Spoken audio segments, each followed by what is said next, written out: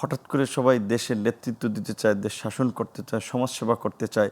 আমি অনেকে আমার কথাটা আবার নাখুশ হবে, কারণ আমিও তো তরুণদের কাতারই আছি। এই অভ্যুত্থানের পরে বিপ্লবের নামে আবার একটা ধান্দাবাজ, একটা সুবিধাবাদী তরুণ প্রজন্ম তৈরি হচ্ছে এবং একটা তরুণ গোষ্ঠী তৈরি হচ্ছে, যাদের দ্বারা কিন্তু ওই ডেমোগ্রাফিক ডিভিডেন্সের সুবিধার পরিবর্তে অসুবিধারা যে একটা অসৎ জেনারেশন আবার গড়ে উঠছে। কারণ এই যে সমন্বয়ক এইটা ওইটা এখন রাজনৈতিক নেতা বনে যাচ্ছে, হঠাৎ করে ওই ভাই বলেছে সানরূপের উপর দিয়ে মাথা তুলছে, এই সমস্ত তরুণদেরকে কি আপনি গত ফ্যাসিবাদের 16 বছরে 16 দিন রাস্তায় দেখেছিলেন? এই কোটা আন্দোলনের বাইরে যে 16 দিন তারা গণতন্ত্র, ভোটাধিকার, ন্যায় বিচার, ইনসাফের জন্য লড়াই করেছে, 16 দিনও দেখেন নাই। কিন্তু একটা সরকারি চাকরিতে কোটার সংস্কার, যেটা 2018 সালে আমরা শুরু করেছিলাম, ফেব্রুয়ারি থেকে অক্টোবর পর্যন্ত আন্দোলন করে প্রায় 8 মাস আমরা প্রথম এবং দ্বিতীয় শ্রেণীর চাকরিতে কোটা মুক্ত করেছিলাম, সীমিত সফলতা আন্দোলনের। সেটাকে শেখ হাসিনা চালবাজি করে কোর্টের মাধ্যমে ফিরিয়ে আনতে চেয়েছিল, সেটাকে নিয়ে আন্দোলন হয়েছে। সেই আন্দোলনে যখন সরকার তার পুরানো রূপে স্বৈরতান্ত্রিক ভাবে ছাত্রদের উপরে নির্মম নিষ্ঠুর নির্যাতন করছে, পুলিশকে লেলিয়ে দিয়ে, ছাত্রলীগ যুবলীগকে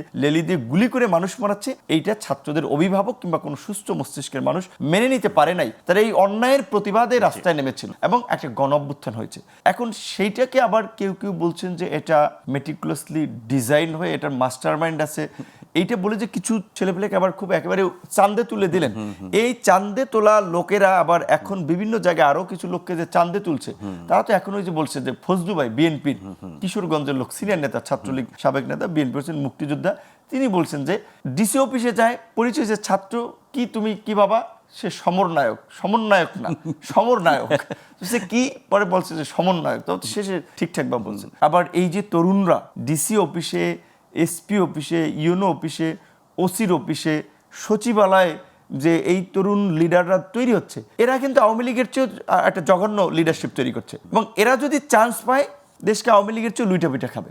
তো কাজে সেই ক্ষেত্রে ওই ডেমোগ্রাফিক ডিভিডেন্স কিংবা হঠাৎ করে আবার এত তরুণদের রাজনীতিতে আমি সরি বলছি যে অনেক না, এই যে মববাজি তো তাদের প্রাধান্য, তাই ওইটা তো বলছে মববাজি বলে, এটা বলে, ওটা মূল তার সেন্টারটা কি রাজনীতি, হাত সাইনবোর্ডটা তো রাজনীতি, যে রাজনীতি করছে সে এখন দল গঠন করবে, সে নেতা হবে, এলাকায় নির্বাচন করবেই, এবং সে কি সে আন্দোলন করেছে, সে সমন্বয় ছিল, এই ছিল, এটা বলে যে একটা পরিস্থিতি তৈরি করছে, এইটা যদি নিয়ন্ত্রণ করা না যায়, এটাও আবার কিন্তু আমাদের জন্য একটা বড় ধরনের একটা বিপর্যয় হতে পারে আমাদের। জি।